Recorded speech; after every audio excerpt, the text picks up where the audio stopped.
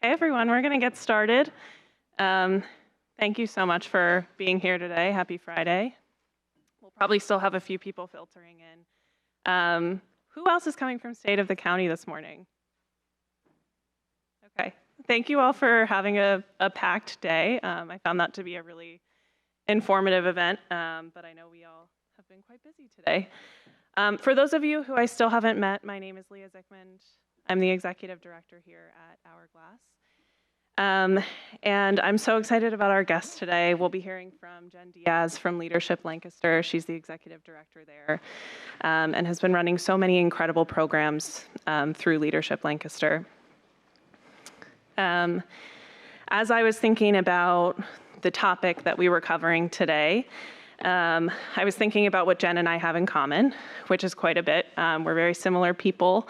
One thing we don't have in common, Jen wakes up at 4 a.m. every day to work out. I do not. But one thing that we really share in common is we believe in the power of storytelling to inform powerful leadership in our community. So I thought I would start with a story about myself and my own journey through leadership before I pass the mic. As I was thinking about this, I centered back on my time in college, actually my sophomore year of college, when I became a resident advisor. I'm curious if anyone else in this group was an RA during their time in college. Okay, lots of you. Yeah. I can't lie, probably the thing that I was most excited about was this was going to make a pretty good dent in my tuition. But I also felt pretty prepared for the job at hand. I was excited to be a leader on campus. So I got there early, as resident advisors do. I did a training program with the other RAs. And I was super excited to get started. I was in a freshman dorm with 20 other girls on my floor. It was one of the smallest dorms on our campus. And so there was a girls' floor and a boys' floor above me. And the girls who were on my floor were going through totally different life experiences from one another. Some of them were international students who were experiencing the US for the first time. Some of them were first-generation college students who were navigating a totally new education landscape for the first time, maybe on their own. Others wanted to play sports, rush a sorority, do well in their classes. There was a whole range of experiences. And it wasn't until I got deep into the semester that I started to think that maybe I wasn't the right person to be an RA to them. I didn't know what I had to offer. I was realizing that I was still getting my footing. I hadn't yet declared a major. There's something about sophomore year of college where you just still feel like you don't know who you are in that space yet, and I was really feeling that year. And even though I had great leadership, I had great people around me, this still kind of got in my way. And on my own terms, I kind of realized that who better to work with these students than someone who was just in their position, who had just experienced all of these feelings of not belonging, feeling confused, finding their way, as I was still doing that too. So I started leaving my door open. I lived on the same floor as them. I would leave my door open anytime I was home, and I had an extra chair in my room, and I would just welcome them to come in. I actually ended up tutoring someone in their Spanish class, which was fun, and talked people through just different emotional, social issues that they were going through. And what was helpful for me was I just kept coming back to this realization that it wasn't important that I had all the answers. It was just important to be there and to listen. And so as I've reflected on these different leadership roles I've had through life and one that I'm in now in Lancaster, it's been great to think about what Jen's doing at Leadership Lancaster, bringing up new generations of people who know our community, care about it deeply, and want to make an impact. So I am so excited to introduce you to Jen. Before we start, I just want to thank our forum sponsors, Rogers & Associates, the Ware Center for having us, and Shoemaker for doing our live stream services. And welcome you to listen to Jen Diaz, Executive Director from Leadership Lancaster.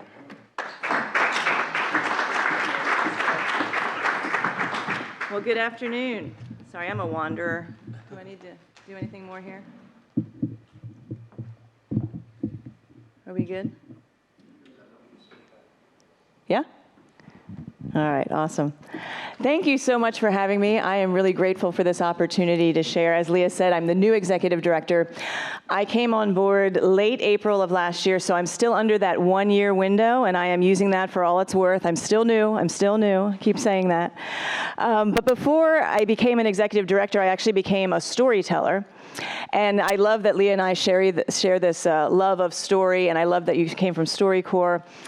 And I became a storyteller accidentally. And the reason I'm sharing this is because we really lean in heavily into storytelling in Leadership Lancaster. And I'm going to tell you why as we kind of go through this experience this afternoon.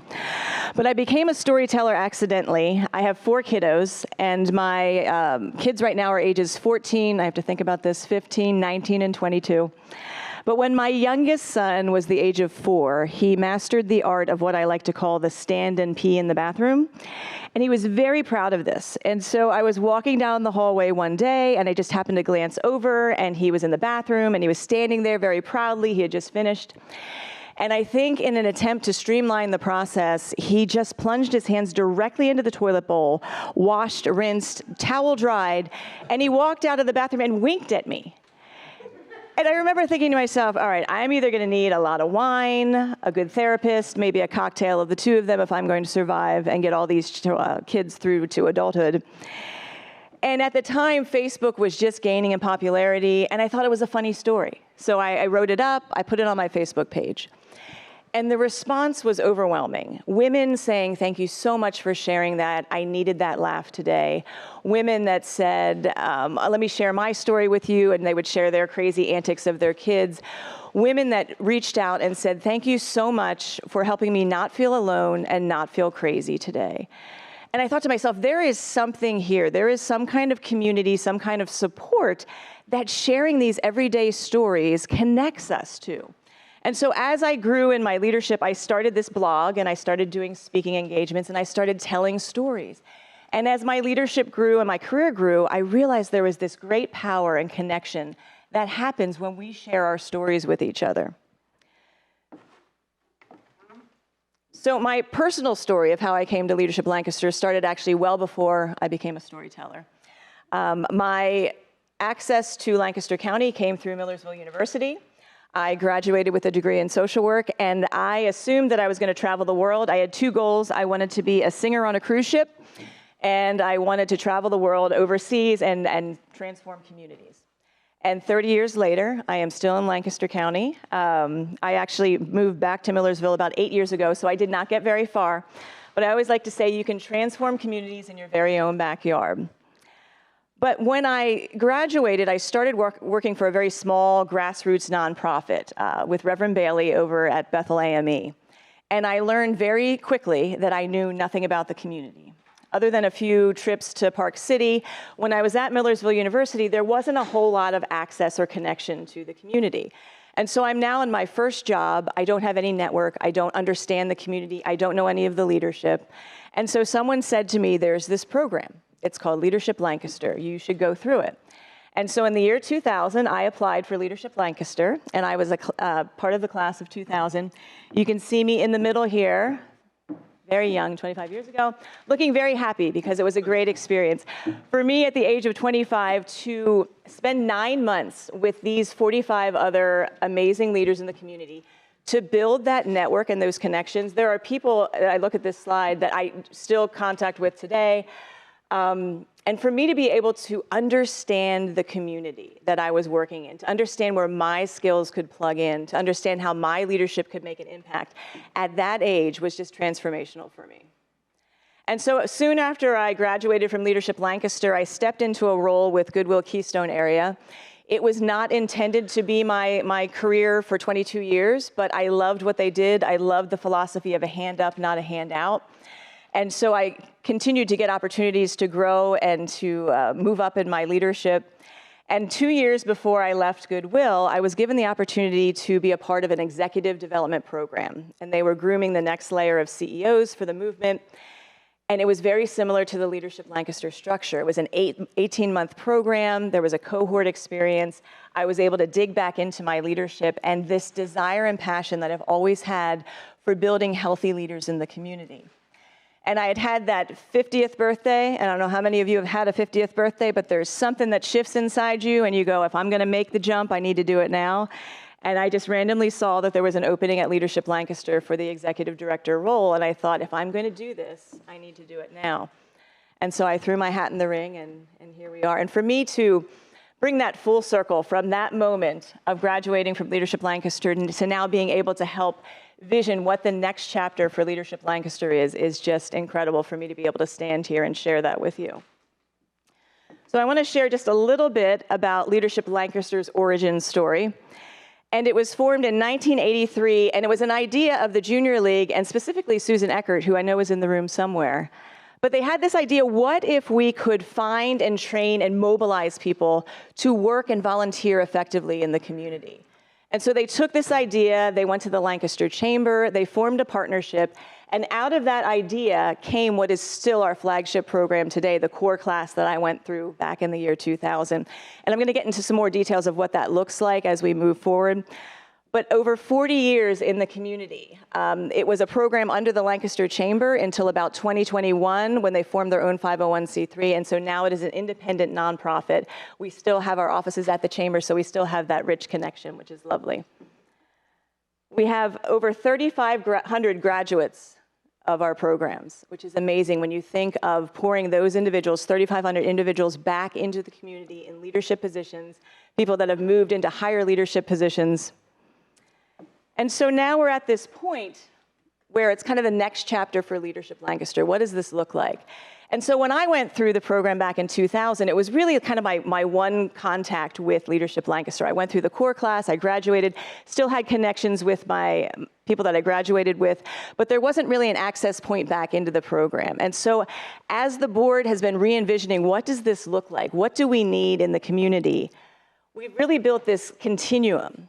And one of the reasons I'm so passionate about this, being in nonprofit work for over 30 years, I have not seen the level of burnout, of overextension and stress in leadership that I'm seeing right now in the community.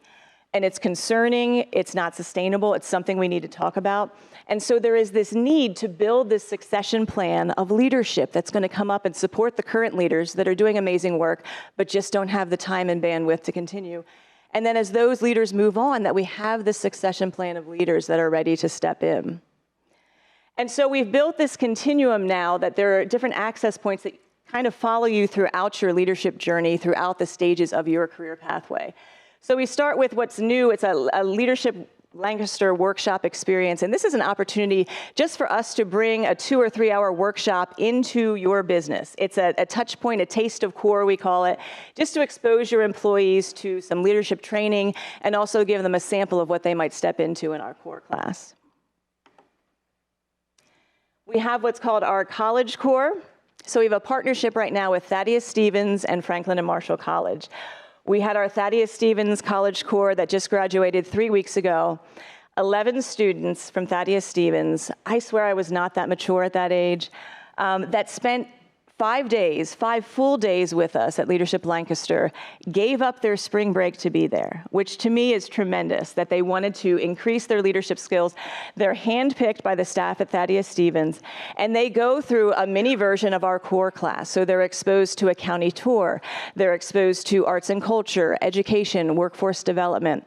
And the idea, as I shared, when I went through Millersville, I didn't have that connective community tissue, right? And so we want to keep this leadership in our community. And so by connecting them and helping them see the community for the amazing things that it can offer them, the opportunities that it can give them after graduation, we're hoping that they will remain here. And the High Foundation actually was the sponsor for that class, so thank you. After they graduate from this class, then we work with them for 3 hours individually. And because we have this rich network of 3,500 alumni that are in all different industries across Lancaster County, what are you looking to get into? Can we set up a job shadow for you? Can we get you a mentor? What are some ways that we can continue to connect these amazing college students into our community? Our core class, which is really our flagship program, is a 9-month, 12-session, 140 hours of content, and as I showed you, a cohort experience, which to me is invaluable. So you enter this cohort, excuse me, with 60 other people. We cap the class at 60, there's a selection process, and you over those 9 months develop these rich relationships with these individuals. They become your chosen family. They're your network once you leave the Leadership Lancaster programming. And one of the things that sets Leadership Lancaster apart from other leadership development programs, because there's a lot of them out there and they're fantastic, not only are we looking at your personal development, and we do, and making sure that you're exiting as a healthy leader, but we are showing you the systems and barriers that exist in Lancaster County so that you know how to plug in once you leave that 9-month program. How can I use my leadership, my talents, my skills, my passions to really plug into community solutions? It is one of the few places that I find we are intentionally trying to make sure that we have a very diverse class. We want different viewpoints in that room, and we take a lot of time to intentionally build the trust and respect in that class environment so that we can have conversations that we don't agree, right? Where we're coming from very different viewpoints, but we can still have that candid conversation. It's an experiential learning opportunity, and so you're not just sitting in a classroom and listening. We're getting you out in the community and doing things. If any of you have gone through or heard about our Health and Human Services Day, it's very hands-on. We're developing empathy through giving you experiences where you get to see and hear different stories, different viewpoints. The last thing I want to share about our core class, we also do a community action project. And so this year, we have partnered with 9 different nonprofits, from SACA to the Food Hub to Clare House. And all 60 of these individuals get to choose which nonprofit they have a passion for. And then a group of 7 or 8 go to that nonprofit and they say, okay, what is a problem that you have that we could invest 9 months in trying to solve? And so part of this is a group dynamic. It's much like your science project when you were growing up. You know, there was always that one kid who didn't do anything. How does a group of 8 leaders learn how to work and adapt to each other? So that's a piece of it.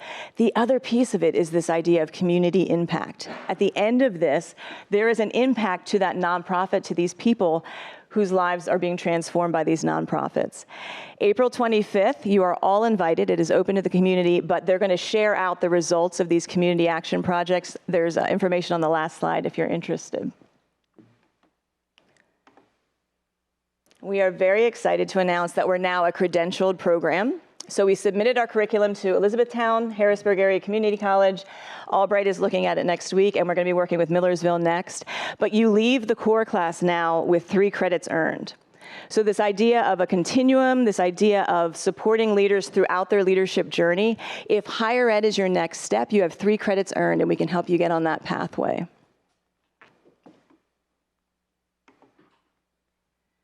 We have an executive class that is really focused on senior leadership, C-suite, CEOs, executive directors, understanding that at that level, it's hard to commit 9 months to a program. And so this is a scaled down version, but you get the rich content as well.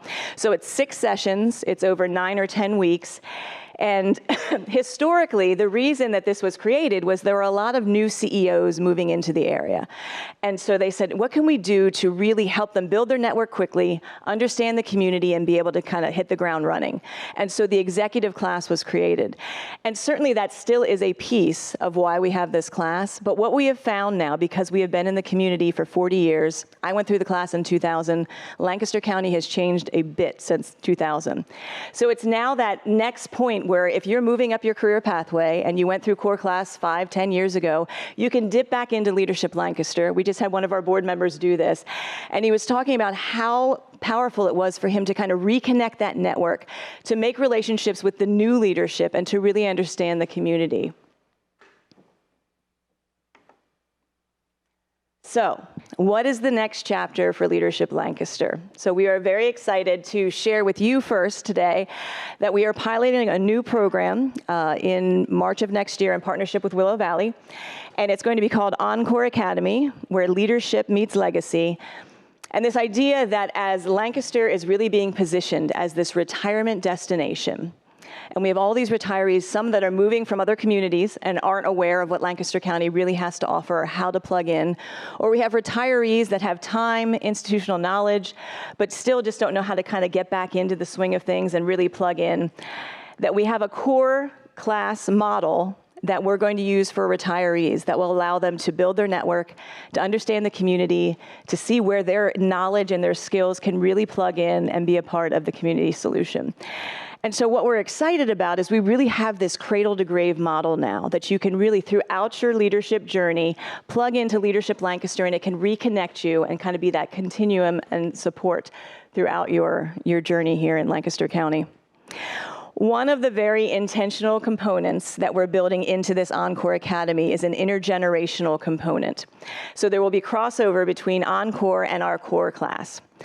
And one of the reasons we're very deliberate about doing this is because this is the first time in history that potentially 5 generations are working in the same workplace. You have 5 different generations that are very differently motivated, very different ideologies, very different work ethics. And so the question that we keep hearing is, how do we build team with 5 generations? How do we communicate effectively with 5 generations? And we've talked about this from the beginning. The way that Leadership Lancaster is very intentionally doing this is through the power of story. There is a beautiful concept that comes from Denmark, and it's called the human library. Has anyone heard of the human library? Oh, I love introducing new people. So the idea is in Denmark, you walk into a building. It looks like a library. And on the wall is written all different titles of stories. And it could be surviving cancer, a story about bullying, a story about loneliness, a story about being a gay man in the city. And instead of checking out a book, you actually check out a person. And that person sits with you for 30 minutes, and they share their story with you. And when that 30 minutes is up, you have an opportunity now to ask questions. And what happens when you create this space where people can share stories, and they're very intentional about encouraging you, select a story about something that you maybe aren't familiar with, maybe you have a bias against, maybe you don't know anything about that. Really pick something that you want to make sure you understand. When you sit in a space and you create an environment where someone shares their story authentically, you begin to see the humanity behind that, right? You might not agree, but it starts to build that bridge. And it's so much harder to hate someone. It's so much harder to disagree disrespectfully once you build that bridge. And so one of the things that Leah and I talked about today, and this is going to be a little bit unorthodox to I think how you've done things in the past, but I want to give you a little taste of what that might look like and what that experience is. And so you have in front of you a piece of paper with a marker. I'm going to grab a drink quick. And if anyone needs one, let me know.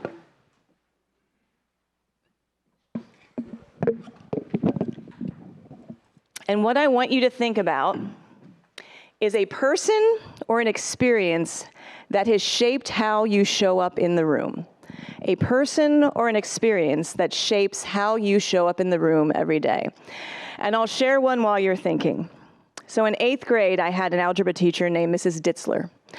Mrs. Ditzler wore all black. Mrs. Ditzler wore bright red lipstick. Mrs. Ditzler, in my mind, was probably 85, but I think she was probably more like 60. And Mrs. Ditzler never smiled. And algebra was something I didn't understand. I didn't get the numbers and the letters, and it was very confusing to me to begin with. And Mrs. Ditzler had a rule.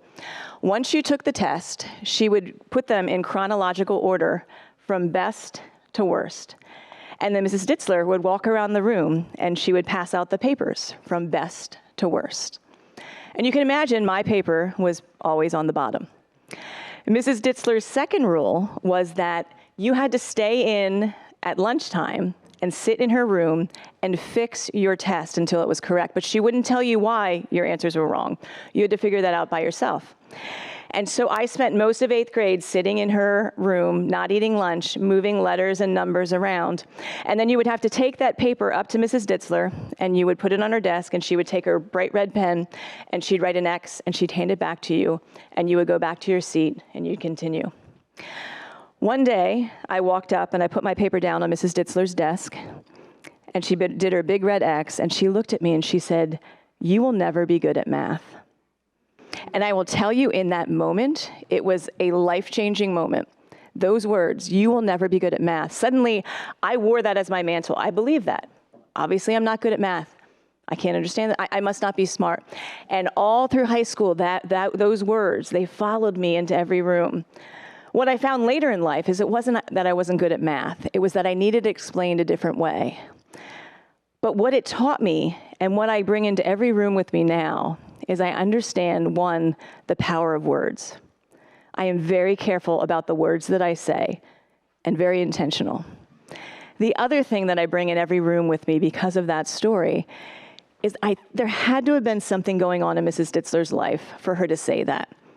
And it created in me later in life a sense of empathy, that when I see somebody reacting or behaving in a way that's that severe, I really tune in, because typically there's something else going on behind the surface. And is there a way that I can help that story come out and help get them the support that they need? So what I want you to do, now that you had a little time to think, is think about, what is that story for you? And make it one that you are open to share. I'm very cognizant that there are probably some stories that you don't want to share. So think of a person or experience that really has shaped how you show up in the room. And then I want you to give it a title, like a book title. And with the marker and paper that you have there, write your title down. You are welcome to use ChatGPT for this. I ran my story through ChatGPT, and it came up with, X wasn't the problem, my math teacher was. And this is why I have a calculator and a therapist, which I thought were clever. So you're welcome to use that as well. So write in big letters the title of what that story would be, and then I'll tell you what we're going to do.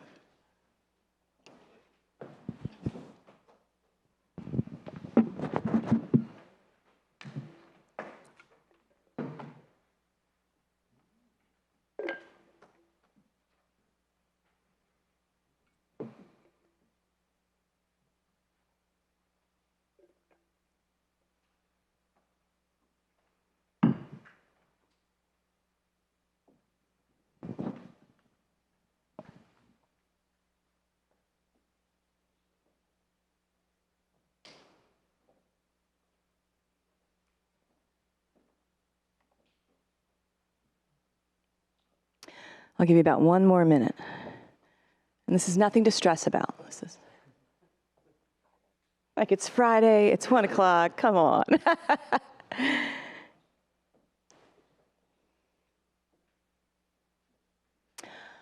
All right. What I want you to do is I want you to come into this center space with me with your piece of paper. And what we're simply going to do at first is I want you to hold that up so people can read the title of your story. And you're simply going to walk around and look at people's titles of their stories. Some will be funny, some won't be funny, some you won't understand. And then what I'm going to ask you to do is when I say stop, whoever's title you're reading, I simply want you to, you may stand here, you may sit down with that person, and just share what that story is. Everybody understand? All right. Everyone's looking very timid. My life's goal is always to create non-threatening icebreakers, and I know this is a lot to ask because a lot of you have not interacted in this room. But what I want us to try and do is to share stories so that we can see the connection that really exists between all of us. So I'm going to have you come on up.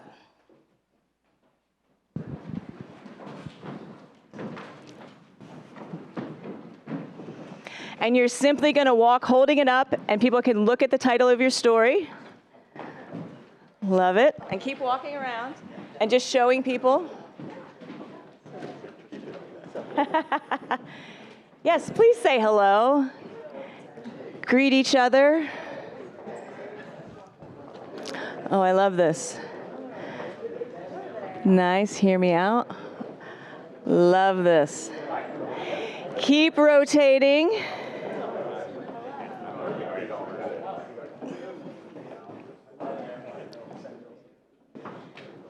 Awesome. All right. And I'm going to have you stop. And if you can pick someone who is close to you, introduce yourself, share the title.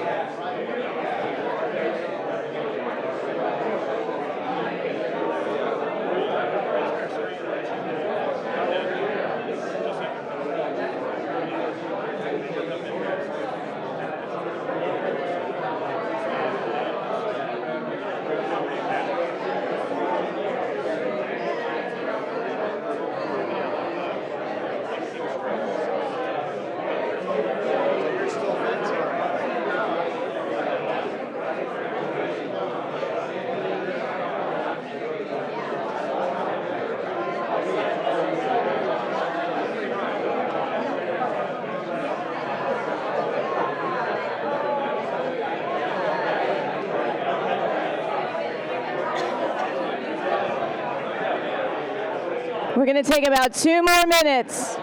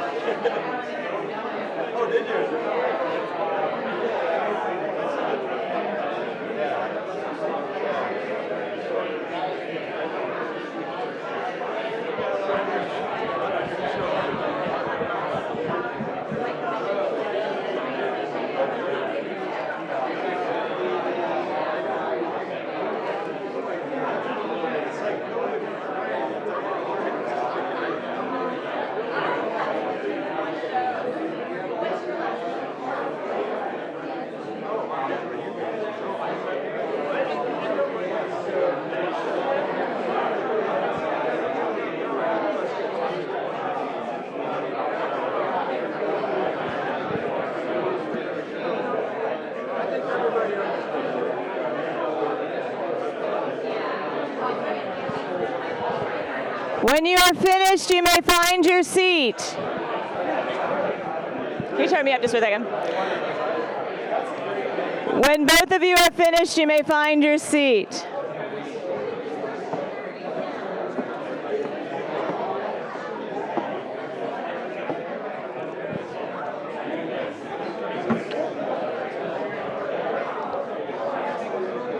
Fun activity. Yes.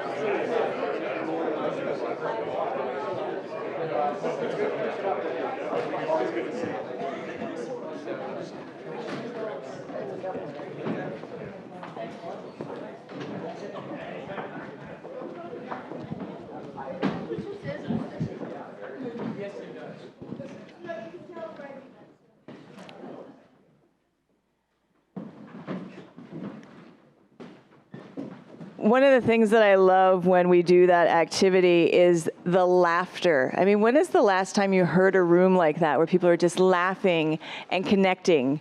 How was that for you? Because what you did there is you formed a human library.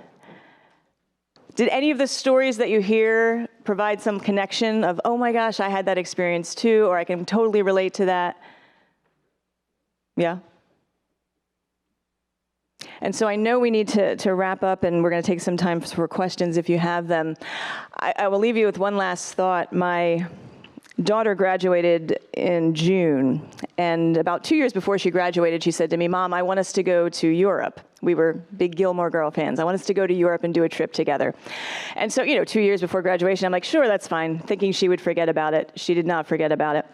And so in June of this year, we went to San Sebastian, Spain. And I travel a lot. I love to travel. I'm a writer. My very favorite thing to do in any new place that I'm at on a Monday morning is to find a coffee shop and sit and watch how the world evolves at 8 a.m. in a coffee shop, wherever I am. And I've never experienced something like I did in San Sebastian, Spain. So I sat there, and there were no to-go cups. There was a line of people, and they were waiting for their custom-made coffee, and it was in porcelain. And they would take their coffee then, and at 8 a.m. on a Monday morning, they would go gather in a group over by a table. They would take their cups outside on the sidewalk, and they would commune. There was no rush to get to work. There was no, oh, I have so many things to do today. And even though I took Spanish in 8th grade, I couldn't understand what they were saying, but what I could tell is they were all sharing stories. And what they understood in San Sebastian, Spain, is the value of sharing stories, that it is a currency, and is a currency that is so important that they value it and they prioritize time for it. Because that is how we begin transforming communities, story by story by story. And that's what we really do at Leadership Lancaster, is connect these stories in the community in a way that we can create transformation. So I appreciate you giving me the time to share with you today. I'm going to turn it over to Leah. If you have any questions, happy to answer them.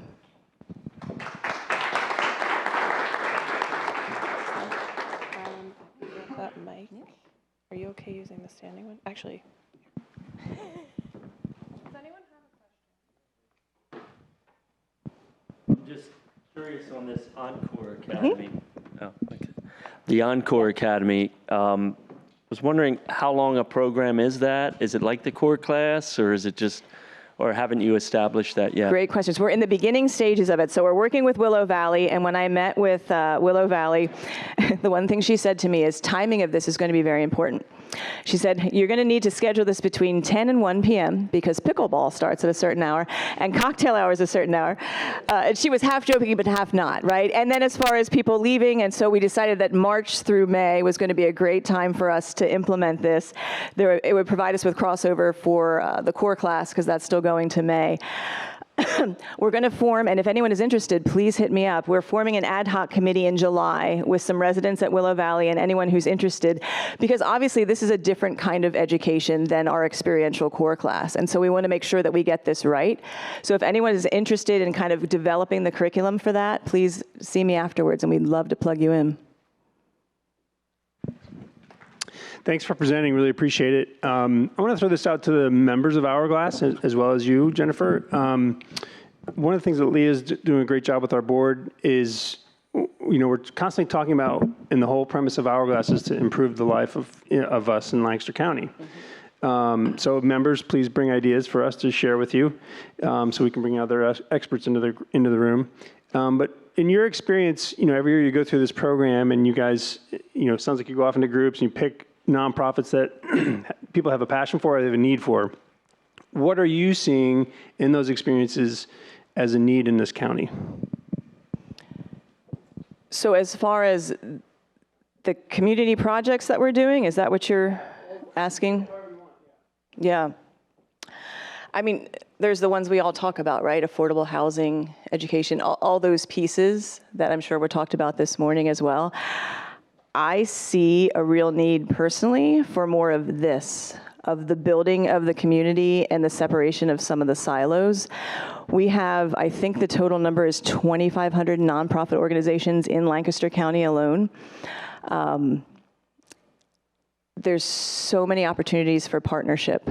And I think if we can continue to develop these relationships and understanding of, oh, you're doing that too, is there a way we could work together? Is there a way we can support each other? I think from a funding standpoint, I think the challenge that is going to happen in the next couple of years is the funding streams. As we see what happens with that, there's going to be so much more competition in this space, and it's going to cause us to step up and work together. Jen, any other questions in the room? Jen, I don't know if you asked this at the beginning, if we have like core program graduates in the room. Yeah, or exec. I know we have, Tim, you said? I love it. Chris? That those are fighting words in the Leadership Lancaster community. Yeah. No other questions?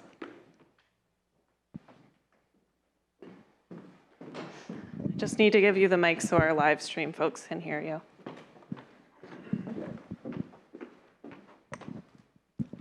Nelson Longenecker, a big supporter of Leadership Lancaster, even though I never was in a class. I think our organization, when I was working, sent about 15 people. Fantastic. Just a question on the mentoring part of any of the programs. Do you have formal mentoring that follows up on some of the classes, and do you envision that for the EnCore concept? Yes and yes. So interestingly, we don't have a formalized mentoring process at this point. It's something that our board has really been interested in us developing. Again, I really come from a space where I don't want to duplicate anything, so we've been having conversations with the chamber, who they do have a formalized mentoring process to see, is there space for us to join what they're doing? Is there bandwidth for them to do it, or do they want to pass it to us? So those conversations are happening. The mentoring for EnCore is a piece that we are definitely going to implement from the ground up.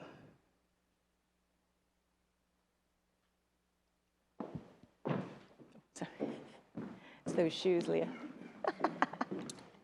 Thank you. Just curious about what you're looking for in applications to choose them for the core class. Yeah, as I mentioned, I mean, we really try to create a very diverse opportunity. So different industries, different demographics. So we have a selection committee that meets. So there's an application process. We ask for 2 references, and the selection committee goes through and really has a rubric that they intentionally rate to make sure that the person that we're selecting is very invested in this process.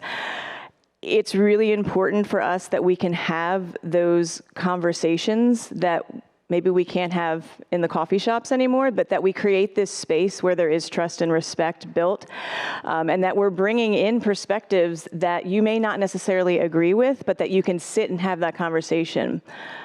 Does that answer your question? Anyone else in this side of the room before I come back over? Yeah, definitely. Anything else that you want to share, Jen, before I Just real quick, applications are open for our core class that starts in September, that goes through May. You can scan the QR code there. There's a couple events coming up that I invite you to. Our community action projects on the 25th. If you scan that code, you'll get details of where that's at. April 30th, we're doing an inclusive leadership program with Lancaster SHRM. And our core class graduation is May 15th. So we invite you to join us in any of those activities. Let's give Jen another round of applause.